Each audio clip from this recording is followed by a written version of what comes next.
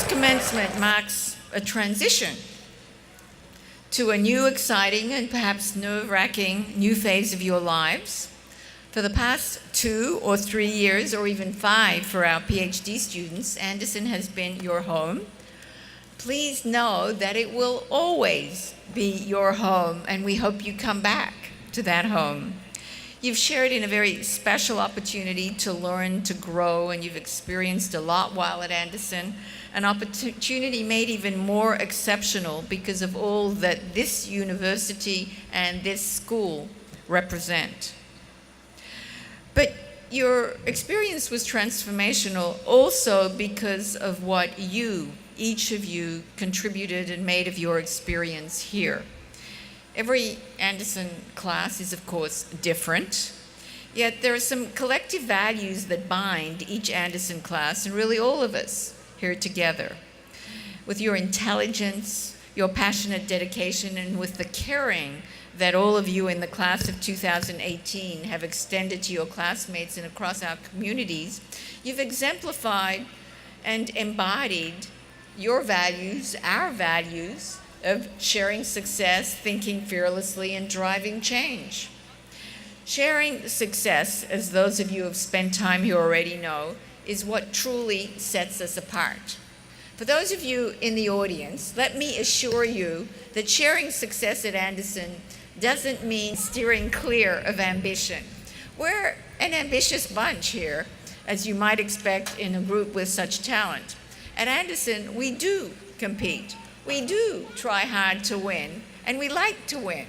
But we compete with integrity, with generosity, and without a win-at-all-costs mentality that can taint a victory.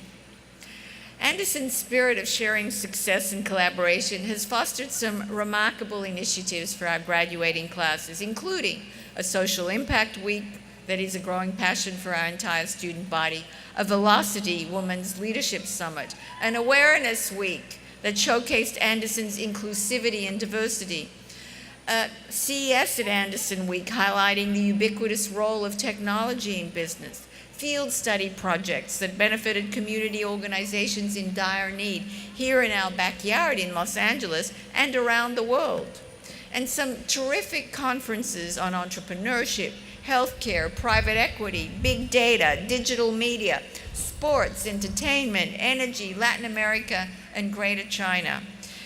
You organized these. You've accomplished so much. You have shared success. You drove change. You supported one another, and you've left an indelible imprint on Anderson.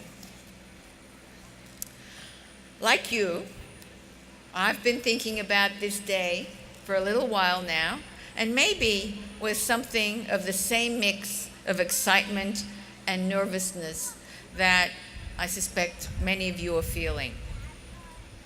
This is my 13th graduation here at Anderson, and as you may know, in about 2 weeks, I'll be graduating, in a sense, myself.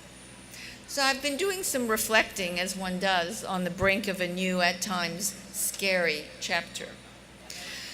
These last 12 and a half years at Anderson have been the best years of my life. What a privilege and joy it's been. It's very hard to capture the vast array of all I've derived from these years. I'm going to try and summarize it fittingly as a lot of learning. So what have I learned? And I'm going to give you 5 takeaways. First, I've learned that you can continue to learn forever. I've been privileged to spend these years in the most stimulating learning environment, a marketplace of tantalizing ideas among many people who are way smarter than me. Faculty, staff, students, titans of industry, students from so many diverse backgrounds that are different from my own. Think about it. 12 years equals 6 2-year MBAs. That's a lot of p-values, regressions, conjoint analyses, and 4-factor models. I've had the opportunity to attend research seminars about subjects I knew little about and I have always learned something new. Our Dean's Distinguished Speaker Series included financial, media, and sports moguls, retail, energy, food, biotech, and tech trailblazers, political leaders, founders of NGOs, mega philanthropists, and on and on. To be totally honest, sometimes it felt thoroughly intimidating to talk with these faculty rock stars or industry experts when my knowledge was so much less than theirs. Yet I always love these interactions because in every single instance, I learned something important and new. And I've had the great privilege to teach, which is actually more about learning than it is about teaching. Rather than quenching my thirst for learning, being at Anderson has made me more curious about the world and about people who are bold enough to take risks and think differently.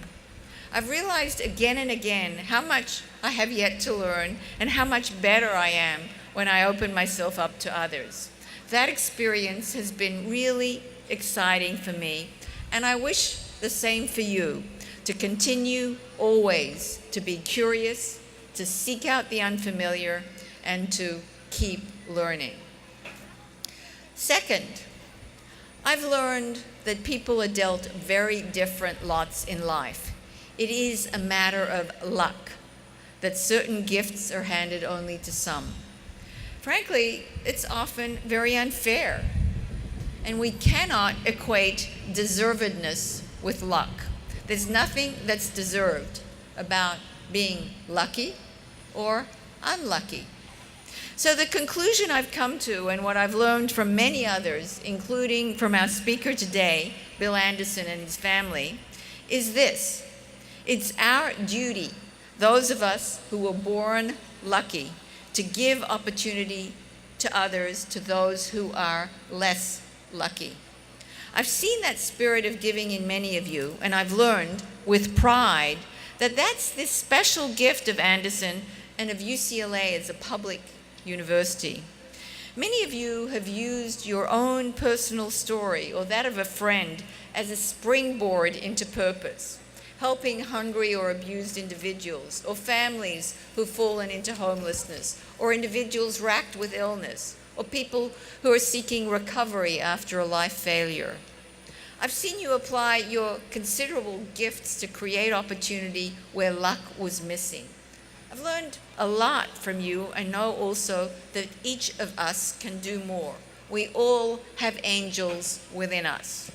So I exhort you to uncover those angels and to deploy them even further, to find ongoing and continuing ways to spread the gift of those angels who are hungry for and in need of opportunity. Third, I've learned that if you're surrounded by a great team, a lot can happen, way more than you could ever achieve yourself. That's the gift of sharing success. It's lonely and pretty useless to be a one-man or woman band. It is a joy and way more effective to be sharing that journey with a beautifully harmonized team that is pulling together to achieve the same purpose. In life and in work, it is never a straight line. You experience highs and you experience lows together. And being part of a great team that shares purpose, passion, and ideals makes the lows tolerable and the highs much higher.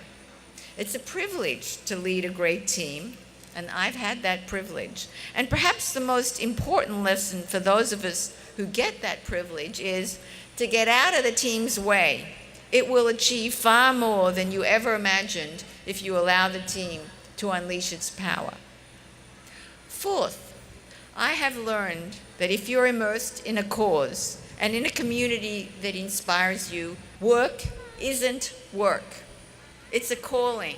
It's a reason to feel fulfilled because you're totally energized by and proud of the purpose of your work.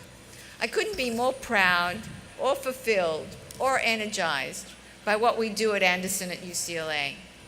Think about it. What act, other than saving a person from a near-death experience, transforms a life more than does education?